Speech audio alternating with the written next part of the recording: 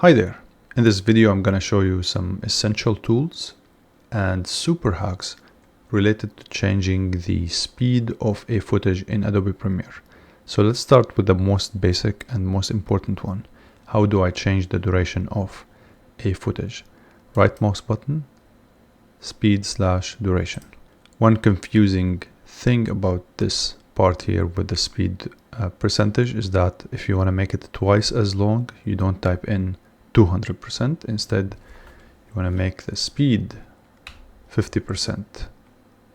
So this is not the duration, but rather the speed. So I want to set the speed of playing to 50% the normal. That's going to make it twice as long. The other thing I want to mention is that if you go into the speed and duration, let's say you want to make the speed 500. Notice the duration. It shows you right away what's going to be the outcome, meaning speed to maybe 20%.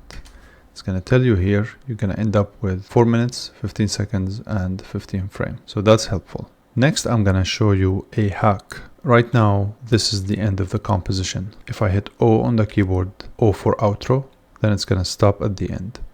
And if I go all the way here to the beginning of the length of that footage and hit I for intro, then I have marked the entire length that I wish for this footage to be within. So the highlighted area here, the length of it is going to be revealed here. So now I know that I want the full length to be 2 minutes, 44 seconds, and 3 frames.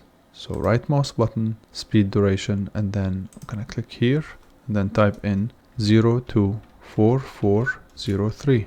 Now here's another hack. This one is a super hack, actually, in my opinion.